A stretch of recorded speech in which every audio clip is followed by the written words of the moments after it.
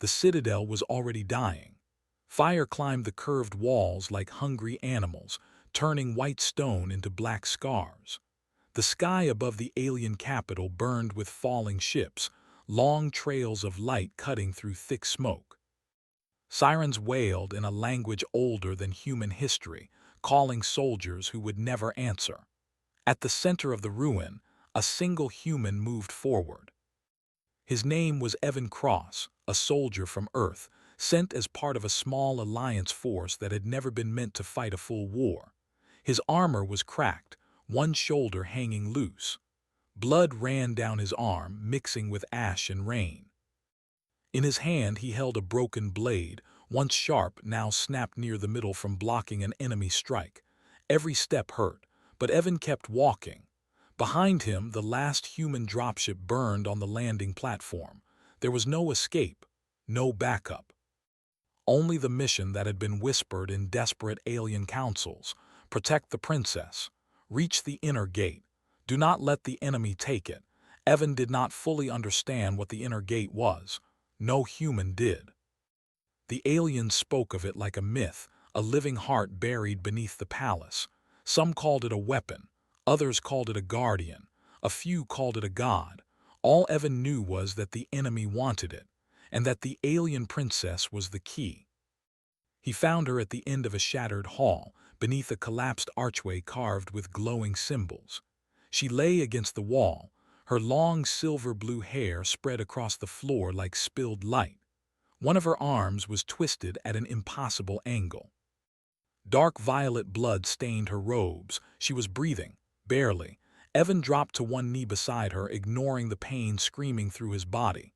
"Princess," he said softly. Her eyes opened. Large, luminous, and afraid, she tried to speak and failed. Her chest shook as she coughed, violet blood touching her lips. Evan quickly removed his helmet and pressed it near her mouth so she could breathe easier through the filters. "Easy," he said. "I'm here." She looked at him for a long moment, as if trying to decide if he was real. Then her hand closed weakly around his wrist. Her fingers were cold. "You came," she whispered, her voice thin but clear. "Of course," Evan said. "That was the job."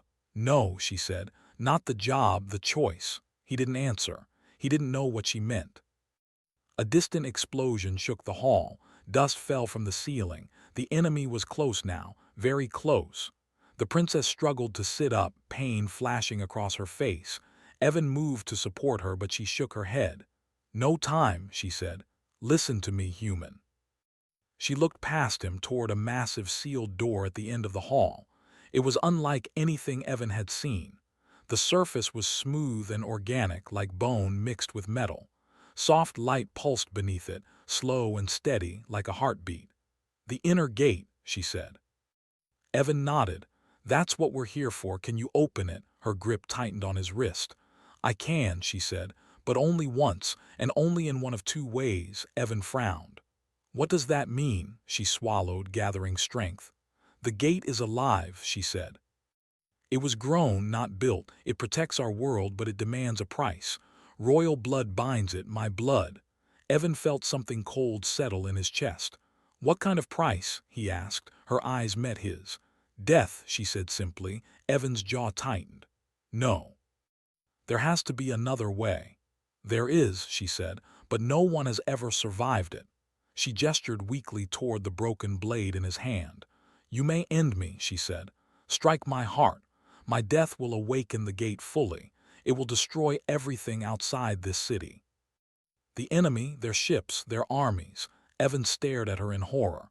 "I'm not doing that," he said immediately. Her voice dropped to a whisper. "Or," she continued, "you may enter the gate." Evan followed her gaze to the living door. "Enter it how?" he asked. She hesitated. Fear flickered across her face, raw and honest. "By merging," she said. "Your mind, your body, your will. The gate will test you, break you, take everything you are." "And if I fail?" Evan asked quietly. "Then it will consume you," she said, "and close forever." Another explosion rocked the citadel. The lights flickered. From far away, Evan could hear the heavy steps of enemy walkers moving through the streets. Time was running out. Evan looked at the broken blade in his hand. He had killed before. He had killed enemies. He had killed to survive, but this, he looked back at the princess. She was shaking now, whether from pain or fear he could not tell. "Why me?" he asked. "Why a human?" "Because humans are different," she said. "Your kind survives things that should destroy you. You endure pain we avoid. You choose sacrifice where others seek safety." She took a shaky breath. "Our scientists tried to merge with the gate. Warriors, thinkers, even my ancestors, all failed. Their minds shattered, their bodies burned away." Her eyes locked onto his. "But you," she whispered, "you are still standing." Evan wanted to argue, to say he was just a soldier who got lucky, that he was afraid, that he didn't want this choice. But the truth was there, heavy and unavoidable. If he did nothing, the enemy would take the gate. Billions would die. If he killed her, the war would end, but so would she. If he entered the gate, there was no promise he would come back. "Say it again," Evan said quietly. She blinked. "Say what?" "The choice," he said. Her voice shook, but she spoke the words. "In me," she said, "or enter me."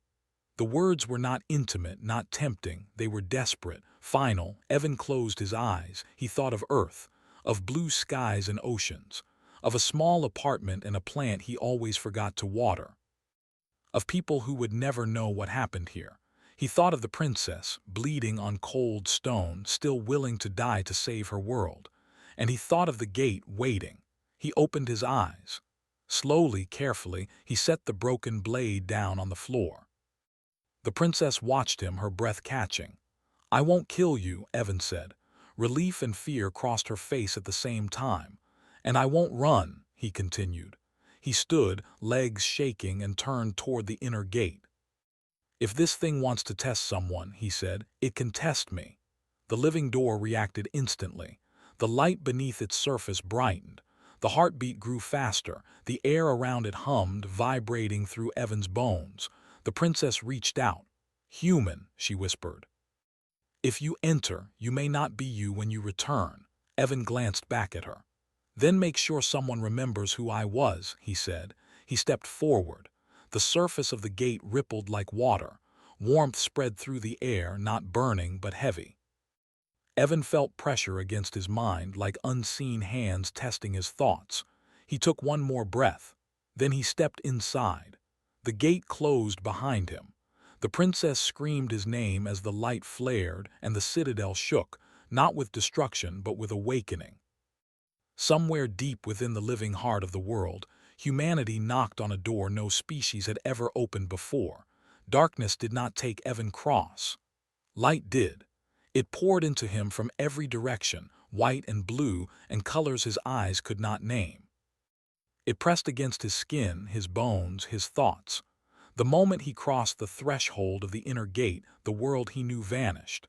There was no floor beneath his feet, no sky above his head. He was floating, suspended in something warm and alive. It felt like thick water mixed with air, carrying weight but also holding him gently, as if the gate itself was deciding whether to crush him or protect him. Evan tried to breathe. The air entered his lungs easily, though it tasted strange, like metal and rain. Then the pain came. It started in his chest, sharp and sudden, like a spear driven straight through his heart. His body arched as he cried out, but no sound escaped. The light wrapped around him, sinking into his skin. Images flooded his mind. He saw alien cities rising from oceans of crystal. He saw ancient wars fought before humans ever discovered fire. He saw kings and queens standing before the gate, offering blood, offering life, and being rejected. Their screams echoed through him.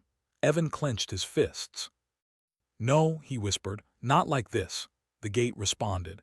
Something touched his mind, not a voice, not words, a presence, old, vast, curious. It pressed against his thoughts, digging deeper, searching for weakness. Pain flared again. His memories began to surface without permission. The gate saw Earth. It saw Evan as a child, running through rain, laughing as his shoes filled with water. It saw his mother working late nights, tired but smiling. It saw the day he enlisted, fear hidden behind a straight back. It saw him holding dying friends on distant battlefields. It saw him keep moving when his body begged him to stop. The presence hesitated. The pain did not fade, but it changed. It became a test instead of an attack. Outside the gate, the world was burning.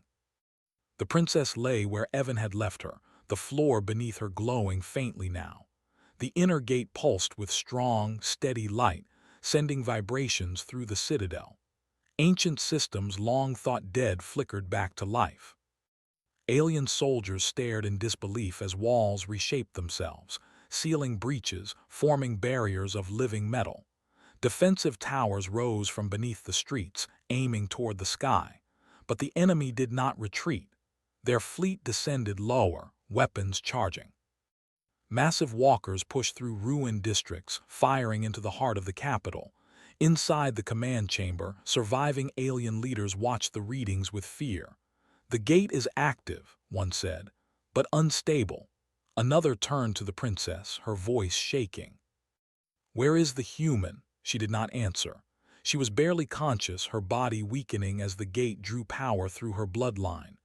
Pain rippled through her veins like fire. She felt Evan's presence faintly, like a distant star, alive but suffering. Inside the gate, Evan screamed again. The presence tightened around him. It showed him visions of failure. He saw himself breaking, his mind tearing apart under the weight of the gate. He saw the enemy overrunning the planet. He saw the princess dying alone. Then the presence pushed harder. "Why do you endure?" The question was not spoken, but Evan felt it clearly. "I don't know," he gasped. "I just do." The gate pushed deeper, searching for purpose, for reason, for something logical.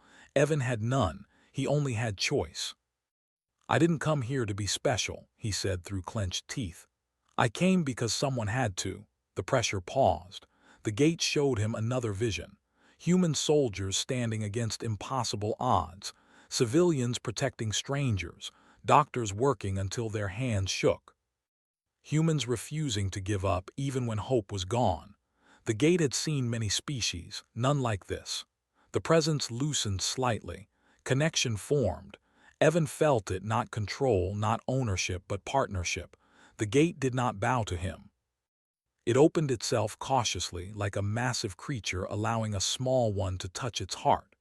Energy surged through him. His pain did not vanish, but it became manageable, like a storm he could lean into instead of being torn apart by. Evan's body glowed faintly as living patterns spread across his skin, sinking beneath flesh and bone. His heartbeat matched the gate's rhythm. Outside, the citadel shook as the gate's defenses activated fully. Beams of focused energy lanced into the sky, cutting through enemy ships with terrifying precision. Shields expanded across the city, absorbing bombardments that would have flattened mountains. Alien soldiers stared upward in awe. "The gate is responding," one whispered. To the human, the enemy fleet hesitated. Then they adapted. They focused fire on the inner gate itself. Massive cannons locked on, charging for a final strike. Inside the gate, Evan felt the danger instantly. The presence recoiled, sensing damage. Evan did not wait. "Route power to the shields," he said aloud, not knowing if the gate could hear words. It responded anyway. Energy shifted. Shields strengthened. The impact rocked the citadel but did not break it. Evan's knees buckled as the strain doubled. Blood ran from his nose. His vision blurred. "You want to test me?" he growled. "Fine." He pushed back, not with strength but with will. He remembered every time he had been told to stop and hadn't. Every time his body failed and he dragged it forward anyway. He offered that stubborn refusal to the gate. The presence reacted, surprised, almost cautious. It had tested for power. Humans offered endurance. The princess cried out as pain tore through her again. The gate was drawing more energy now, and she was the bridge. "Stop," she whispered weakly. "You will kill him." But Evan heard her. Through the gate, through the bond, he felt her fear. "No," he said softly. "Not yet." He redirected the flow. Energy that would have consumed him instead poured into the gate's outer systems. Weapons came online across the planet. Ancient fleets, buried beneath oceans and deserts, awakened and rose. The enemy fleet panicked. They had come expecting a broken world. They found a living one. The battle turned. Alien commanders watched as the enemy ships fell back, shattered and burning. Walkers collapsed under precision strikes. Communications flooded with reports of enemy retreat. But Evan was failing. The gate felt it. The presence tightened, trying to support him, but the strain was too much. Human bodies were strong but not infinite. The princess felt his pain like her own. She forced herself upright, screaming as her broken arm moved. Blood soaked her robes as she dragged herself toward the gate. "Listen to me," she whispered into the living surface. "He has done enough." The gate pulsed, uncertain. Evan gasped, his vision narrowing. "I can keep going," he muttered, but his body betrayed him. Darkness crept in at the edges of his sight. The princess pressed her forehead against the gate. "You have proven your worth," she said, voice breaking. "Let him live." For the first time in its long existence, the gate hesitated for compassion. The presence withdrew slightly, easing the pressure on Evan's mind. The connection weakened but did not break. Energy levels stabilized. Outside, the enemy fleet jumped to hyperspace, fleeing in disorder. The war, for now, was over. Inside the gate, Evan floated in silence, barely conscious. The presence wrapped around him gently now, no longer testing, no longer judging. It was learning, and humanity had left its mark. The gate did not release him, not yet. It held him, protecting what it had claimed as its partner. As the galaxy beyond the shattered citadel began to realize something terrifying and new. Humans were not meant to rule ancient powers. They were meant to survive them. Silence followed the battle. Not the peaceful kind, but the heavy silence that comes after something vast has moved and settled. The sky above the alien capital was no longer burning. Broken ships drifted like dark shadows, slowly falling apart as emergency systems failed. Smoke thinned. Fires dimmed. The world was still alive. Inside the citadel, the inner gate glowed softly, its light steady and calm. Ancient systems across the planet returned to rest, as if a great guardian had opened one eye, judged the danger gone, and chosen to sleep again. Alien soldiers stood in the streets, exhausted and stunned. Many knelt, pressing their hands to the ground in relief. Others simply stared at the palace, unable to understand what had happened. They all asked the same question: where is the human? The princess lay at the base of the gate, her strength almost gone. Medics surrounded her, working carefully, afraid to disturb the living surface behind her. Her injuries were severe, but she was alive. Barely. She did not let herself rest. Her eyes remained fixed on the gate. She could still feel him, faint, warm, present. Evan Cross did not wake. Inside the gate, he floated in darkness once more, but it was different now. The pain had faded to a distant ache. The crushing pressure was gone. What remained was awareness. He felt held. The presence was there, vast and quiet. It no longer searched him. It no longer tested. It simply existed beside him, like an ocean that had accepted a stone into its depths. Time had no meaning here. Evan drifted between thoughts and memories. Sometimes he dreamed of Earth. Sometimes he saw alien stars. Sometimes he felt the gate learning from him, slowly, carefully. Endurance, adaptation, refusal to surrender. These things flowed naturally from him, not as lessons, but as facts of being human. The presence responded in its own way. It showed him balance, patience, long memory. Together they existed. Outside, days passed. The enemy did not return. Across the galaxy, signals spread faster than fear.